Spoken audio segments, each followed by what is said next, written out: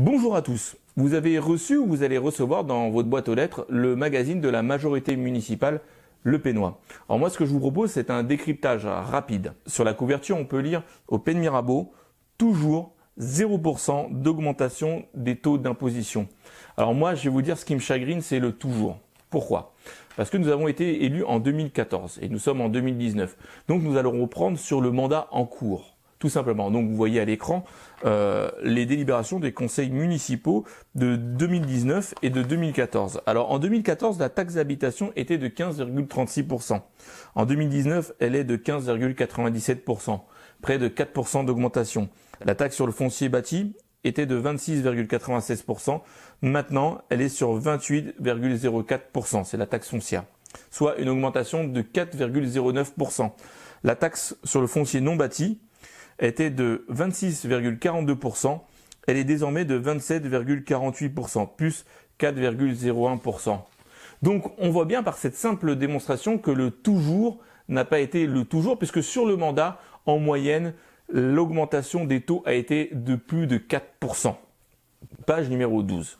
On nous explique ainsi l'effectif des agents titulaires est passé de 433 au 1er janvier 2018 à 420 au 1er janvier 2019. Or, une fois de plus, lorsque nous visons le budget, charges et personnels et frais assimilés passent de 18 832 000 euros à 19 180 000 euros. C'est-à-dire qu'il y a une augmentation de 342 000 euros de charges en personnel. Alors que dans le Pénois, on nous explique que nous avons 13 agents titulaires en moins. Page numéro 11. Budget, une question d'équilibre, disent-ils. On peut voir le graphique.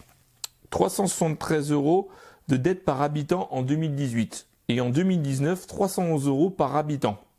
Or, lorsque l'on lit le budget municipal, emprunt et dette assimilés. Pour mémoire, au budget précédent, nous avions emprunté 1 million d'euros. La nouvelle proposition de la majorité municipale est d'emprunter 2 millions d'euros, c'est-à-dire 100% en plus. Donc c'est-à-dire en empruntant 2 fois plus que l'année dernière, il nous explique tout simplement que la dette par habitant va diminuer. Page numéro 3. Madame le maire se dit inquiète suite à la suppression de la taxe d'habitation de comment l'État va compenser cette perte. Alors juste une petite vidéo de rappel. Emmanuel Macron était au Pen Mirabeau le jeudi 17 novembre dernier. Au lendemain de la déclaration de sa candidature pour l'élection présidentielle, il a choisi la commune située entre Aix et Marseille pour donner son premier meeting.